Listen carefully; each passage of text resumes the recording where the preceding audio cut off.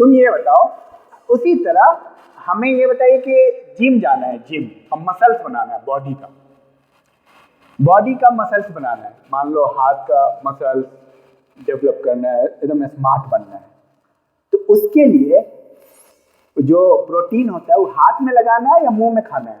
मुंह में खाएंगे ना, हाथ में कैसे खाएंगे? मुंह में क्यों खाएंगे? क्योंकि जरूरत तो हाथ को है, बिल्डिंग बॉडी तो हाथ की बननी है, तो मुंह को क्यों आप परेशान कर रहे हो? सर क्योंकि बॉडी का ही पार्ट है और कनेक्टेड है। वेरी गुड, बॉडी का पार्ट है वो कनेक्टेड है, तो समझ में आया। सोसाइटी से इकोनॉमी कनेक्टेड है। जो व्यक्ति आपको चीनी दे रहा है वो व्यक्ति आपकी सोसाइटी का पहले आदमी है, ठीक है? वो खुश रहेगा तो अच्छे से चीनी देगा, अच्छा व्यवहार करिएगा तो समझ में आ रही बात? तो सबका स्वागत है। आज हम शुरू कर रहे हैं कि देखिए, इस क्लास में सबसे इम्पोर्टेंट चीज़ जो हम आपको बताना चाह रहे हैं वो ये है कि आखिर सोशियोलॉजी क्या है और सोशियोलॉजी की ज़रूरत क्यों पड़ी, वाई सोशियोलॉजी इमर्ज्ड। भाई देखिए, हम लोग अगर किसी भी सब्जेक्ट के बेसिक को समझो कि वो सब्जेक्ट का इमरजेंस क्यों हुआ, उसकी नीड क्या है। जैसे मान लीजिए कि फिज़िक्स है, तो कई बार क्या होता है कि स्टूडेंट पूरी फिज़िक्स पढ़ गए लेकिन उनको ये नहीं पता है कि फिज़िक्स है क्या और उसकी ज़रूरत क्या है, वो रियल लाइफ में उसका एप्लीकेशन क्या है, वो चीज़ हमको जानना बहुत ज़रूरी है। तो उसी तरह सोशियोलॉजी को हम जानेंगे यहाँ पे कि रियल लाइफ एप्लीकेशन क्या है, क्यों सोशियोलॉजी का इमर्ज हुआ। तो देखिए, सबसे पहले आप जान लीजिए कि फादर ऑफ सोशियोलॉजी कौन है? August Comte. ये फ्रांस के हैं और इनकी पैदाइश हुई 1798 में, 1857 में इनकी मृत्यु होती है। और सोशियोलॉजी का डिस्कवर इन्होंने किया 1838 में, सोशियोलॉजी टर्म का। ये दो शब्दों से मिलके बना है, सोशियस और लोगस। सोशियस लैटिन है और लोगस ग्रीक वर्ड है, ये बहुत क्लियर है। और सोशियोलॉजी का नाम वो सोशल फिजिक्स रखना चाहते थे अगस्ट कॉम्ट, क्योंकि फिजिक्स से बहुत प्रभावित थे। अगस्ट कॉम्ट मैथमेटिशियन थे, वो इंजीनियर थे एक्चुअली। और देखो, एक इंजीनियर कैसे सोशियोलॉजी का आविष्कार कर दिया, सोशियोलॉजी को डिस्कवर किया। तो देखिए, necessity is the mother of invention. आवश्यकता ना इजाद की माँ होती है। आवश्यकता होती है किसी विषय की। न्यूटन को आवश्यकता लगी कि भाई ये जानना है कि सेब नीचे क्यों गिरा, तो फिजिक्स का आविष्कार हो गया। उसी तरह सोशियोलॉजी सोसाइटी के बारे में जानने का एक वहाँ पे आवश्यकता पड़ी, वो हम बताएंगे। क्योंकि सोशियोलॉजी सब्जेक्ट है, क्योंकि फिजिक्स सब्जेक्ट है नहीं, इसलिए वो क्यों पड़ी।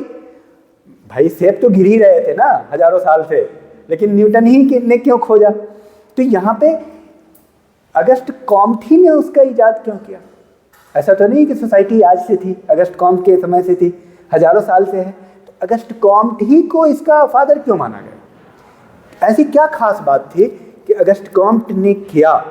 और आप जो है ना इस वीडियो से सारे पॉइंट नोट कर लेंगे, जो जो बातें मैं आपको बता रहा हूँ, ठीक है? इसलिए इस वीडियो में जो जो पॉइंट है, जैसे मैंने बताया, सोशियस, लोगस, 1838, फ्रांस, पैदाइश, जन्म, सब यहाँ से आप नोट करेंगे और अच्छे से आप समझने की कोशिश कीजिए। पॉज करके लिख लेंगे। तो अगस्ट ऐसा क्या हुआ था जब अगस्ट कॉम्ट पैदा हुआ? भाई ऐसा क्या हुआ कि न्यूटन के ही दिमाग में आया?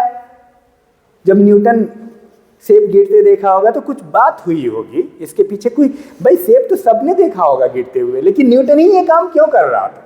तो उसी तरह अगस्ट कॉम्ट ही के साथ ऐसा क्या हुआ कि भाई समाजशास्त्र का आविष्कार हो गया। अगस्ट कॉम्ट जब पैदा हुए 1798 में, उस बीच में आप ये जानिए कि फ्रेंच रिवॉल्यूशन हुआ। फ्रांस जानते हैं आप, बहुत मशहूर है दुनिया में। कुछ रिवॉल्यूशन हुआ है जिसमें फ्रेंच रिवॉल्यूशन बहुत मशहूर, 1789 में फ्रांस में होता है। उसी काल में एक और रिवॉल्यूशन होता है, उसको बोलते हैं इंडस्ट्रियल रिवॉल्यूशन। क्या बोलते हैं? अब आप इन चीज़ों को जब आप एग्जाम में लिखेंगे, जैसे मान लिया आपका नेट का एग्जाम होगा या आईएएस का एग्जाम होगा, तो इसको आपको ध्यान में रखना है। क्वेश्चन आएगा, समाजशास्त्र के उद्भव के कारणों का उल्लेख करें, ठीक है? तो आप क्या, मैं तो एमए की तो बात ही नहीं कर रहा हूँ। अब एमए में तो आप कुछ भी लिख ही दोगे। अब देखो मेन पॉइंट क्या आ रहा है? फ्रांसीसी क्रांति, औद्योगिक क्रांति। उद्भव के कारण क्या है? अब भाई इन क्रांतियों से हुआ क्या और क्या क्या हुआ? और बायोलॉजिकल इवोल्यूशन, इवोल्यूशनरी थ्योरी, उद्विकासीय सिद्धांत, बायोलॉजी ने भी बहुत प्रभावित किया। थ्योरी ऑफ फिजिक्स, फिजिक्स ने भी बहुत प्रभावित किया। इन सारे के मिक्सचर से philosophy of science, philosophy of biology, philosophy of evolution, philosophy of physics and revolution, मतलब फ्रेंच रिवोल्यूशन, इंडस्ट्रियल रिवोल्यूशन, ये 4-5 बिंदु मिला करके समाजशास्त्र के आविष्कार में मतलब एक बहुत बड़ा कैटलिस्ट का काम किया। समझ में आ रही बात? अब किया क्या उस पर ध्यान दो। तो ये 4 कारण जब आप लिखेंगे तो आपको बहुत तगड़ा नंबर आने वाला है, चाहे एग्जाम कोई भी हो, चाहे आईएएस हो, पीसीएस हो या नेट का एग्जाम हो। क्वेश्चन आएगा नेट में ऐसे ऑब्जेक्टिव क्वेश्चन, समाजशास्त्र के उद्भव के इनमें से कौन कारण नहीं थे? ठीक है, कॉन्सेप्चुअल क्वेश्चन है। ए औद्योगिक क्रांति, बी फ्रांसीसी क्रांति, सी आ जाएगा न्यूटन का नियम, डी आ जाएगा इनमें से कोई नहीं।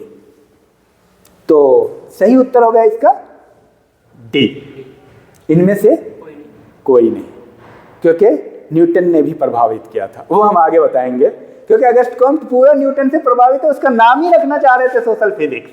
फिजिक्स से प्रभावित होने का मतलब न्यूटन से प्रभावित होना। कोई व्यक्ति अगर फिजिक्स से प्रभावित होगा, कोई व्यक्ति बौद्ध धर्म से प्रभावित होगा, महात्मा बुद्ध से प्रभावित नहीं होगा, ऐसा हो सकता है? बात समझ में आ रही है? तो फिजिक्स से अगर प्रभावित होगा तो न्यूटन से प्रभावित। कोई व्यक्ति अगर बायोलॉजी से प्रभावित होगा तो वो डार्विन से प्रभावित होगा ही होगा, क्योंकि डार्विनिज्म, इवोल्यूशनरी थ्योरी उसका तो मेन है। अब देखिए क्या क्या हुआ, अब उसको समझते हैं प्रभाव को। सब चीज, सारा मामला ठीक ठाक चल रहा था, दुनिया सही चल रही थी, लेकिन हुआ क्या कि फ्रेंच रिवॉल्यूशन आ जाता है, इंडस्ट्रियल रिवॉल्यूशन आ जाता है। इनको पहले समझना है कि आखिर ये है क्या। फ्रेंच रिवॉल्यूशन से पहले जो है ना, दुनिया में गणतंत्र नहीं था, मतलब फ्रांस में स्पेशली। गणतंत्र तो हमारे यहाँ 36 ईस्वी पूर्व में था, अपने यहाँ वैशाली में, भारत में। फ्रांस की बात हो रही है। फ्रांस में या दुनिया में जिस तरह से लोकतंत्र का उद्भव हो रहा था, उसकी शुरुआत फ्रांस में होती है। फ्रांस में लोग राजा के खिलाफ हो गए और बोले सब, वहीं पे पहली बार समानता, स्वतंत्रता और भ्रातृत्व की बात है कि सब लोग, राजा प्रजा सब बराबर है, समानता, सब लोग आज़ाद है, स्वतंत्रता, और सब लोग भाई भाई है, सारे लोग भाई भाई है, लोकतंत्र होगा। अब ये राजा और प्रजा दो तरह की बात एक देश में नहीं चलेगी। इसी को बोला गया फ्रेंच रिवॉल्यूशन। बोला हम सब नहीं मानेंगे तुम्हारी बात, और राजा के खिलाफ विद्रोह कर दिए। तो वहीं पे कॉन्सेप्ट आया था इक्वलिटी, फ्रीडम जिसे लिबर्टी कहते हैं, एंड फ्रेटर्निटी। वही कॉन्सेप्ट आके वहीं से फंडामेंटल राइट, फिर वहाँ अमेरिका में गया फंडामेंटल, फिर भारत जैसे देशों में हम लोग वहीं से अचीव किए हैं इन सारे बिंदुओं को, इन सारे जो कॉन्सेप्ट है कि समानता क्या है, स्वतंत्रता क्या है, ये फ्रेंच रिवॉल्यूशन से आया। तो लोगों को बड़ा मतलब एक नया कॉन्सेप्ट आया लाइफ में, वहाँ से एक नया कॉन्सेप्ट जन्म हुआ, उसमें लोगों में एक मतलब बहुत बड़ा परिवर्तन आया, लोगों की सोच में परिवर्तन आया, लोकतांत्रिक सोच का विकास हुआ। अब औद्योगिक क्रांति के साथ क्या हुआ कि उद्योग कहते हैं मशीन के माध्यम से बड़े लेवल पे उत्पादन, बड़े स्तर पे उत्पादन शुरू हुआ। देखिए पहले जहाँ हाथों से उत्पादन होता था, हर काम हाथ से होता था, जैसे मान लो स्वेटर बुनना है तो हाथ से। अब एक चीज़ बताइए, एक व्यक्ति, एक लड़की या एक औरत स्वेटर बुनने में 15 दिन या महीने में बुनती थी। मशीन के आने के बाद एक दिन में 50 स्वेटर, 100 स्वेटर बुनाने लगा, तो कितना बड़ा क्रांति आने। अब मार्केट की भी जरूरत हुई, अब मार्केट हुए तो नगर बनने लगे, जहाँ पे प्रोडक्शन होता था, इंडस्ट्री कायम हुआ तो वहाँ पे शहर भी बनने लगे। तो क्या है, लोग जो है ना माइग्रेट करके गांव से उस जगह पे आ करके जहाँ पे इंडस्ट्री है, लोग जॉब करने लगे। जॉब करने लगेंगे तो रिलेशन चेंज होने लगे। प्राइमरी रिलेशन के बाद सेकेंडरी रिलेशन आने लगे। सेकेंडरी रिलेशन लोगों ने देखा नहीं था क्योंकि गांव में रहते थे। लोग पहली बार जब जॉब करने बाहर गए होंगे तो कैसा फील किए होंगे, इसको आप समझो। धर्म को तोड़े होंगे, धार्मिक भेदभाव टूटा होगा, जातिगत भेदभाव टूटा होगा, प्रजातीय भेदभाव जो होता है, रेसिज्म का ब्रेक डाउन हुआ होगा। ये सारी चीज़ें, मतलब ये सारे परंपरावादी सोच टूटे होंगे, ये सारी चीज़ें समाप्त हो रही थी और एक तरफ एक नई व्यवस्था जन्म ले रही थी, नगरीय व्यवस्था। संयुक्त परिवार टूट करके एकल परिवार, नातेदारी का महत्व खत्म हो रहा था, मित्रता का महत्व बढ़ रहा होगा। भाई देखिए आज क्या हो रहा है, नातेदारी का महत्व कम हो गया है तो कौन आ गया, मित्र आ गया, दोस्त आ गया। ठीक है, तो एक चीज़ खत्म होता है तो उसकी जगह दूसरी चीज़ लेता है। उसी तरह आप ये धर्म समाप्त हुआ, आप ये समझिए परंपरागत सोच समाप्त हुआ, लॉजिकल आ गए, तार्किक आ गए, अतार्किक सोचें समाप्त हुई, तार्किकता आई।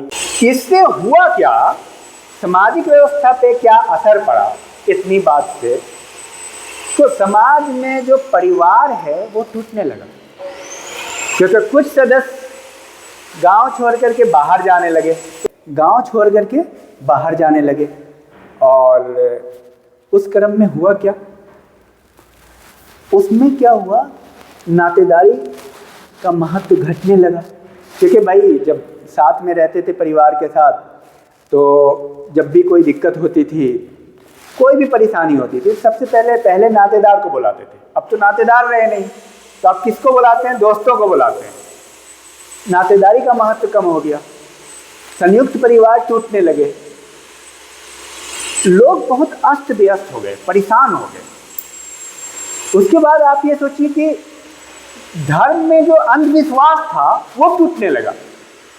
अब आप ये सोचिए कि अंधविश्वास को लोग तो जब कर रहे होंगे तो अच्छा समझ के करते हैं ना, लेकिन जब वो लॉजिक उनके सामने आ जाती है, जब उनको ये समझ में आया कि सब लोग समान हैं, सब लोग भाईचारे के साथ रहेंगे, सब में स्वतंत्रता होगी, एक साथ बैठ के सब काम करेंगे, तो कई लोगों को बुरा भी लगा होगा सामाजिक स्तर पे। समझ रहे थे, ये सारे अंधविश्वास टूट रहे थे, तार्किकता आ रही थी। ये सब पॉइंट है जो आपको वहाँ लिखना है, जो आपको समझना है। ये सारी चीज़ें हो रही थी, धर्म के अंदर से विश्वास खत्म होकर तर्क आ रहा था, विज्ञान का विकास हो रहा था, ऑब्जेक्टिविटी हो रही थी। जैसे ऑब्जेक्टिविटी किसे कहते हैं, जैसे मान लीजिए ये कलम है, तो एक कलम है और ये मान लीजिए कि ब्लैक है, इमेजिन कीजिए ये ब्लैक है। अगर हम कहते हैं कि आपको कैसा नज़र आता है, आप में से कई लोग क्या कहेंगे, किस कलर का है, जाहिर सी बात है आप कहेंगे ब्लैक है, लेकिन आप में से कोई भी हिम्मत नहीं करेंगे इसको वाइट बोलने का। क्यों? क्योंकि ये यूनिवर्सली एक्सेप्टेड है कि ये ब्लैक है, दिस इज ऑब्जेक्टिव कैरेक्टर। यही साइंस है, साइंस का कैरेक्टर है। ऑब्जेक्टिविटी आ रहा था लोगों के अंदर, क्लियर हो रहा था सारा कॉन्सेप्ट कि नहीं भाई ये रैशनैलिटी है, भेदभाव नहीं होना चाहिए, बड़ा छोटा नहीं है। इस तरह से समाज में एक बड़ा, अचानक से अगर ये थॉट आ जाए तो एक बड़ा बिखराव आ गया था, समाज उथल पुथल के दौर से गुजर रहा था। तो फिर आप ये देखिए इवोल्यूशनरी थ्योरी आ गई बायोलॉजी की, जो समाज को समझने में आसानी पैदा की। इस इवोल्यूशनरी थ्योरी के बेस पे क्या कहते हैं, बायोलॉजी की जो थ्योरी है, struggle for existence, survival of the fittest, natural selection, यही इवोल्यूशनरी थ्योरी है एक्चुअली। इन थ्योरी के आधार पे अगस्ट कॉम्ट ने समाज के लिए नई थ्योरी दी। अगस्ट कॉम्ट ने कहा कि समाज को समझना ज़रूरी है। उस ज़माने तक पॉलिटिकल साइंस, इकोनॉमी वगैरह, हिस्ट्री, एक नए सब्जेक्ट, सारे सब्जेक्ट एस्टैब्लिश हो चुके थे। सोशियोलॉजी एक एकदम मॉडर्न साइंस था। उन्होंने कहा एक ऐसे साइंस की ज़रूरत है जो सारे पिलर को जोड़े, क्योंकि जैसे इकोनॉमिक व्यवस्था खराब हो गई थी, गांव से लोग शहर की तरफ जा रहे थे, जब मान लिया इंडस्ट्री कायम हुई, गांव को छोड़ दिया ना, परंपरा टूट रहे थे, नातेदारी टूट रही थी, राजनीतिक व्यवस्था खत्म हो गया भाई, वो राजा का महत्व खत्म हो गया, राजा को तो गद्दी से उतार दिया, बोले राजा उजा नहीं रहेगा, अब तो नई व्यवस्था लाओ। तो पॉलिटिकल सिस्टम भी तो खराब हो गया, इकोनॉमिक सिस्टम खराब हो गया, जो गांव में छोटे छोटे उद्योग थे वो समाप्त हो रहे थे। तो कहा कि इन सारी चीज़ों को सही करने के लिए पूरे सामाजिक व्यवस्था को समझना जरूरी है। समझ रहे? आप कभी भी जब आप दुकान में जाएंगे कहीं पे, या आमतौर पे आप जाते होंगे दुकान में, तो आप क्या करते हैं? सबसे पहला काम आप क्या करते हैं? दुकान वाले को अगर पहचानते हैं तो आप कहते हैं नमस्कार, सलाम, कुछ भी कहते हैं ना। आप फिर बोलते हैं 1 किलो चीनी दे दो। आप हमें ये बताइए कि नमस्कार आप क्यों करते हैं या सलाम क्यों करते हैं? जब आपको चीनी ही लेना है तो नमस्कार और सलाम की क्या आवश्यकता पड़ी? वजह क्या है? क्योंकि देखिए, सोशल रिलेशनशिप और इकोनॉमिक रिलेशनशिप और पॉलिटिकल रिलेशनशिप इंटर रिलेटेड, समझ रहे हैं? तो जब तक आप सोशल रिलेशनशिप को नहीं समझेंगे, सब एक दूसरे से जुड़ा हुआ है, तो आप इकोनॉमिक रिलेशनशिप को नहीं समझ सकते, पॉलिटिकल रिलेशनशिप को नहीं समझ सकते। एक दूसरे उदाहरण से समझ लीजिए कि मान लीजिए आपका पूरा बॉडी, एक मानव शरीर जो है समाज है, और आपके किसी के हाथ में चोट लग गया, सपोज, तो किसी के हाथ में चोट लग गया और किसी के पाँव में चोट लग गया, किसी के सर में चोट लग गया, और किसी के आँख में चोट लग गया, और किसी के कान में चोट लग गया। अब आप ये बताइए वो किस डॉक्टर के पास जाएंगे? कान वाले के पास जाएंगे, आँख वाले डॉक्टर के पास जाएंगे, हाथ वाले डॉक्टर के पास जाएंगे, पाँव वाले डॉक्टर के पास जाएंगे। लेकिन पूरा शरीर ही चोटिल हो गया। एक व्यक्ति कार में जा रहा था और एक्सीडेंट हो गया और पूरा शरीर ही चोटिल हो गया, हाथ में भी चोट लग गया, पाँव में भी लग गया, हाथ भी टूटा हुआ है, आँख भी फ्रैक्चर हो गया, कान भी हो गया, सर में भी चोट लग गया, नाक में भी लग गया। किस डॉक्टर के पास जाएगा भाई? तो एक ऐसा डॉक्टर चाहिए इलाज के लिए जो सबका एज ए होल इलाज करे। तभी अगस्ट कॉम्ट ने कहा, उस समय पूरा समाज अस्त व्यस्त था, आर्थिक व्यवस्था को भी चोट लग गया, राजनीतिक व्यवस्था को भी लगा। आर्थिक व्यवस्था खत्म हो गई ना, क्योंकि नए उद्योग स्थापित हुए, राजनीतिक व्यवस्था समाप्त हो गई, सामाजिक व्यवस्था टूट गई, सब अस्त व्यस्त हो गया। तो अगस्ट कॉम्ट ने कहा कि इसको समझने के लिए, अगस्ट कॉम्ट एक ऐसे विद्वान हैं जिन्होंने कहा इस पूरे सामाजिक व्यवस्था, आर्थिक व्यवस्था, राजनीतिक व्यवस्था और संपूर्ण रूप से पूरे समाज को समझने के लिए एक ऐसा विशेष विज्ञान चाहिए। क्या चाहिए? स्पेशल विज्ञान चाहिए। राजनीति शास्त्र, अर्थशास्त्र से समाज नहीं समझ सकते हैं। एक ऐसा विज्ञान चाहिए जो सबको पूरे होल में समझे, संपूर्ण तरीके से समझे और जो सबको जोड़ता हो। तो वहीं पे उन्होंने कंसेप्ट दिया कि समाजशास्त्र जो है ना संपूर्णता में अध्ययन करता है। किस चीज में अध्ययन करता है? एज ए होल स्टडी करता है, पूरे समाज का स्टडी करता है। जिस मान लो कि कोई एक ऐसा डॉक्टर है जो पूरे शरीर का इलाज करता हो, कम से कम भाई चलने लायक हो जाओ तब तो स्पेशलिस्ट के पास जाओ, कान वाले के पास, नाक वाले के पास, इस लायक तो बन जाओ कि पाँव ठीक हो जाए, हाथ ठीक हो जाए। उसी का काम करता है समाजशास्त्र, संपूर्णता पे अध्ययन करता है। और बाकी शास्त्र विशिष्टता पे अध्ययन, वो स्पेशल, वो सब समाजशास्त्र के ही एक पार्ट है, सोसाइटी का एक पार्ट है, वो पार्ट के रूप में काम कर रहा है। जैसे आपके बॉडी का एक पार्ट है हाथ, एक पार्ट है आँख, एक पार्ट है कान। अगर आपके आँख में चोट लग गया और डॉक्टर के पास जाना है, मान लीजिए, तो आँख को डॉक्टर के पास ले जाएंगे या अपने पूरे शरीर को? बताओ जरा। हाँ, पूरे शरीर को। क्यों आँख को क्यों नहीं ले जाओ बताओ? हाँ, आँख जा सकता है अकेले? नहीं जा सकता है? नहीं। बिल्कुल। तो उसी तरह अगर आपके सामाजिक व्यवस्था टूट गई है, आर्थिक व्यवस्था टूट गई है, बिखर गई है, राजनीतिक व्यवस्था बिखर गई है, तो राजनीति तो समाज से है ना। राजनीति कहाँ से है? समाज से। सामाजिक व्यवस्था को भी तो सुधारना पड़ेगा। क्योंकि राजनीति जो कर रहा है वो व्यक्ति तो परिवार का है और परिवार तो समाज का हिस्सा है। राजनीति जो कर रहा है वो व्यक्ति किसी स्कूल में पढ़ा है, वो व्यक्ति किसी का नातेदार है। समझ में आ रही बात? तो इसीलिए आंख के इलाज के लिए पूरे शरीर को जब तक आप ठीक नहीं करोगे। और दूसरा सवाल आप बताओ अगर डॉक्टर ये कहता है सपोज कि आपको दवाई खानी है आंख ठीक करने के लिए और ताकत की दवाई भी खानी है, आंख को विटामिन भी देना है। अब आप हमें ये बताइए कि थोड़ा ऊपर करके माइक, आंख को खिलाएंगे या मुंह को खिलाएंगे? सर मुंह को। दवाई तो मुंह से खाएंगे ना। अब आप हमें ये बताइए कि दवाई मुंह से क्यों खाएंगे जब आंख को जरूरत है? तो क्योंकि आंख और मुंह और नाक कान सब एक दूसरे से। अब समझ में आई बात? अब तुम बताओ इसको दीजिए, तुम ये बताओ।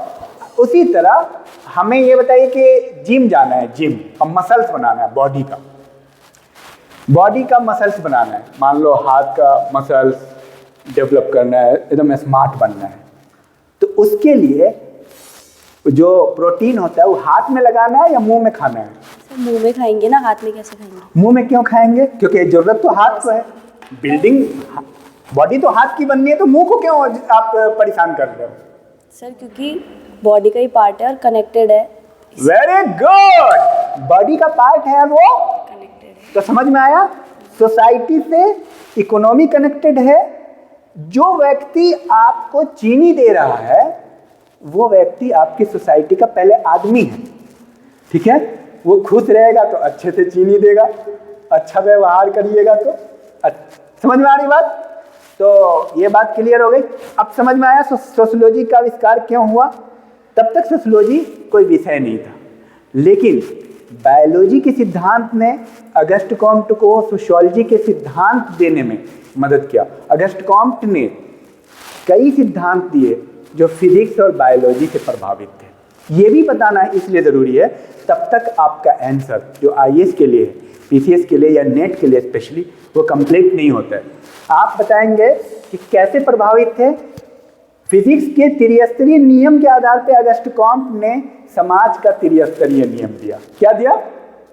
फिजिक्स के त्रिस्तरीय नियम के आधार पर अगस्ट कॉम्ट ने समाज का दे दिया, समाज का त्रिस्तरीय नियम दे दिया अगस्ट कॉम्ट। मैं ब्रीफ में अगस्ट कॉम्ट का भी बता देता हूँ यहाँ पे, क्योंकि मैं चाह रहा था कि वीडियो ज़्यादा लंबी ना हो, लेकिन अच्छे से समझने के लिए लंबी है। इस पूरे उत्तर को सही से समझने के लिए बैठ जाइए।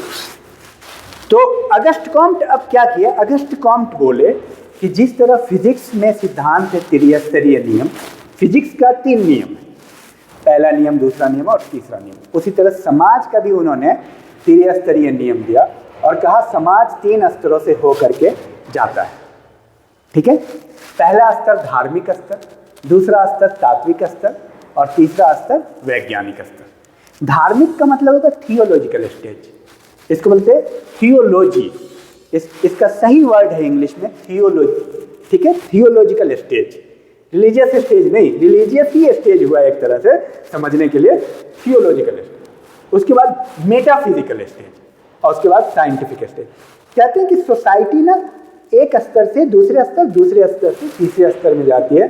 बोलते हैं फिजिक्स से प्रभावित होकर के ये नियम दिया। फिजिक्स में भी 3 नियम है, यहाँ पे 3 नियम है। अब उन्होंने कहा कि सोसाइटी का जो विकास होता है वो भी लोअर से हायर की तरफ होता है, निम्न स्तर से उच्च स्तर की तरफ होता है। मैं स्पेशली अगस्ट कॉम्ट पढ़ाऊंगा, उसमें और डिटेल में पढ़ाऊंगा, ये तो मैं इमरजेंट बता रहा हूँ कि वो कैसे प्रभावित थे बायोलॉजी से।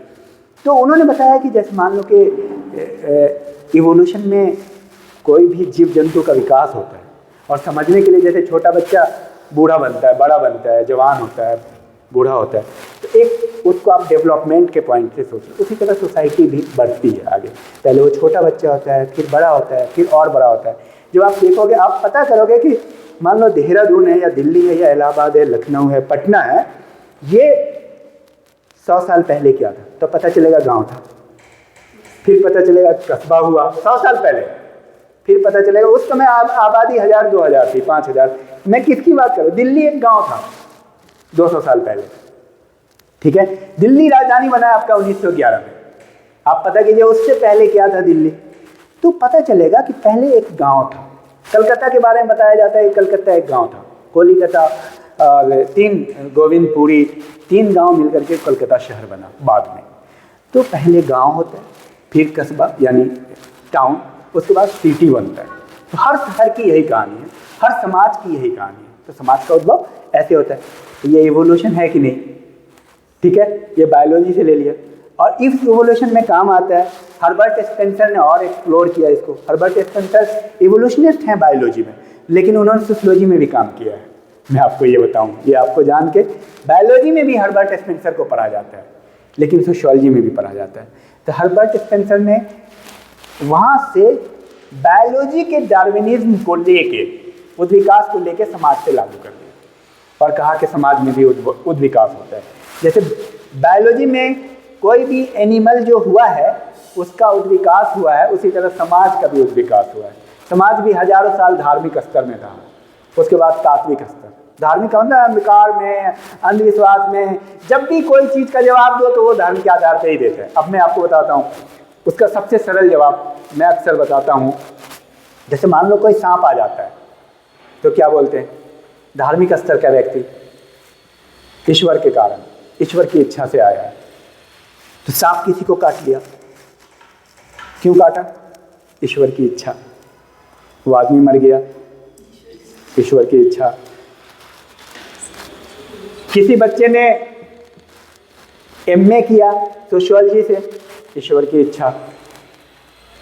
नेट क्वालिफाई किया, ईश्वर की इच्छा। नहीं क्वालिफाई किया, ईश्वर की इच्छा। समझ रहे हैं, पास हो गया, ईश्वर की इच्छा। फेल हो गया, ईश्वर की इच्छा। ये धार्मिक, हर काम में भगवान की मर्जी है भाई, बोलते हैं ना कुछ लोग आज भी ठीक है, वो अभी वही है धार्मिक स्तर में।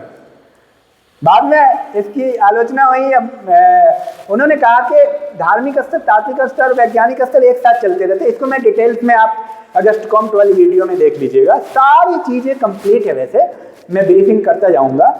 तो आज की क्लास का मकसद था ये जानना कि किस प्रकार समाजशास्त्र का उद्भव हुआ। और इतने फिजिक्स से प्रभावित थे अगस्त कॉम्ट कि इसका नाम सोशल फिजिक्स रखना चाहते थे।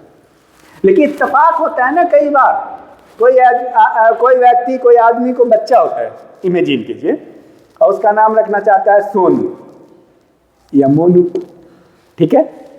पता चला कि पड़ोसी को उससे पहले बच्चा हो गया और उसने सोनू रख लिया नाम।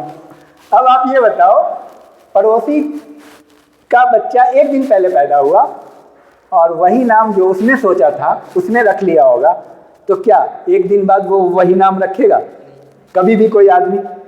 तो वही चीज अगस्त कॉम्ट के साथ हुआ। अगस्त कॉम्ट का जो बच्चा था sociology, father of sociology, Auguste Comte इसका नाम रखना चाहते थे सोशल फिजिक्स। लेकिन सोशल फिजिक्स जब नाम रखना चाह रहे थे, उसी दौरान एक व्यक्ति ने सोशल फिजिक्स नाम से एक आर्टिकल लिख दिया। वो भी फिजिक्स से प्रभावित होगा और सोसाइटी को पे लागू करना चाहता रहा होगा।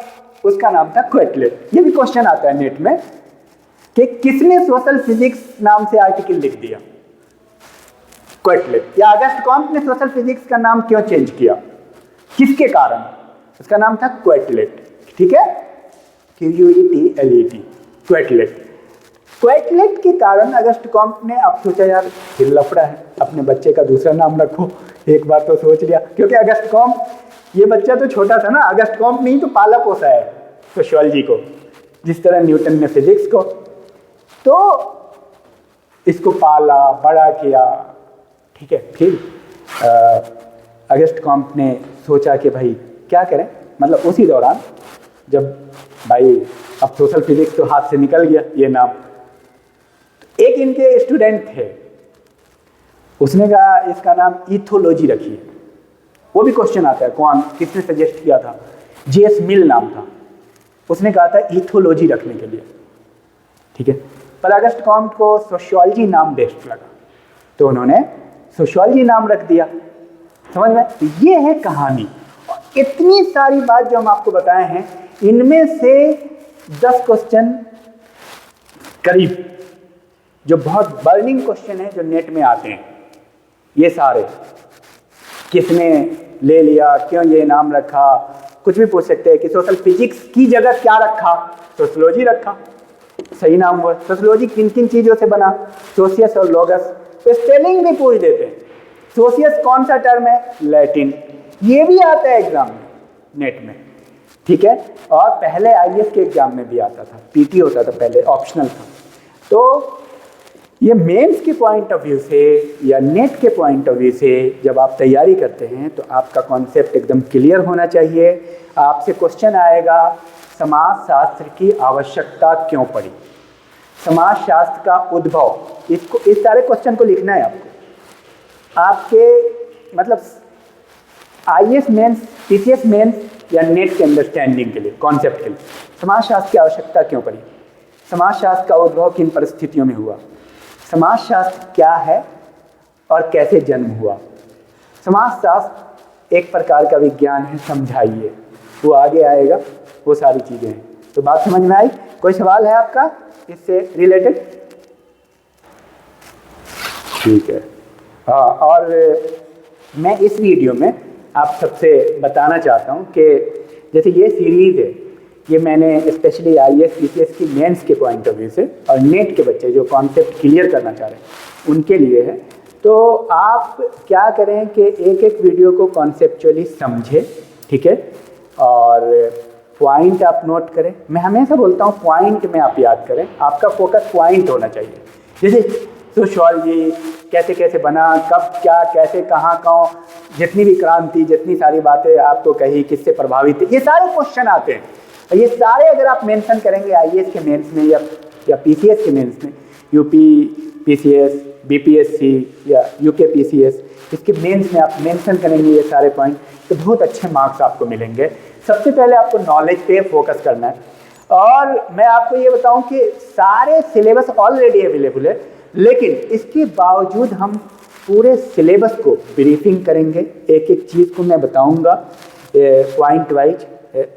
Everything is available, her cheese available है, थॉट पूरा अवेलेबल है, सोशल रिसर्च अवेलेबल है, सोशल साइकोलॉजी अवेलेबल है, क्या करें, इंडियन सोसाइटी अवेलेबल है, इंडियन सोशल थॉट अवेलेबल है, इंट्रोडक्शन टू सोशियोलॉजी जो सबसे इम्पॉर्टेंट है उस पर भी हम लोग बात करेंगे, क्योंकि उस पर बहुत बेहतरीन वीडियो अवेलेबल है इंट्रोडक्शन टू सोशियोलॉजी पे, जैसे what is sociology and socialization, culture and civilisation,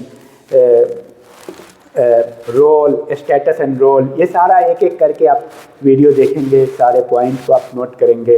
किसी तरह की कोई भी परेशानी हो, आप कहीं के भी स्टूडेंट हो, तो कमेंट में आप ज़रूर लिखेंगे। कोई दिक्कत होगी तो देखिए, ये मोड जो पढ़ाने का सबसे बेहतर होता है, आप लोग इस बात पे फोकस कम कीजिए कि सामने लिख करके आए, लिखने वाला भी रिटन फॉर्म में भी है, लेकिन सबसे पहले किसी भी सब्जेक्ट को समझना ज़रूरी है। सोशल साइंस वाले सब्जेक्ट को यहाँ कुछ प्रूफ नहीं किया जा रहा है, जो 2-4 पॉइंट है जो आपको लिखना है वो आप खुद लिख सकते हैं। तो सोशल साइंस एक्चुअली समझने की चीज़ है, यहाँ इस बात की चीज़ नहीं है कि सामने में बोर्ड आए एस बराबर UT plus half A T square या ए बराबर एम ए, या ये ए बराबर ए प्लस बी का होल स्क्वायर बराबर ए स्क्वायर प्लस 2ab प्रूफ करना है कि लिखा होना चाहिए। असल मेन पॉइंट है, इसको आप नोट कीजिए और वही चीज़ आप अपने लैंग्वेज में जा करके लिखना है, चाहे आईएएस का एग्ज़ाम है, चाहे पीसीएस का एग्ज़ाम है या बीपीएससी का एग्ज़ाम है। हाँ, एग्ज़ाम से पहले आपको प्रैक्टिस करना है, कंटेंट आपको तैयार करना है, वो भी आपको हमको दिखाना है। तो आप कमेंट में ये ज़रूर लिखेंगे जो चीज़ आपको चाहिए, जो विषय आपको नहीं समझ में आता हो सकता है, तो आप हमें ज़रूर बताएंगे। Thank you, all the best.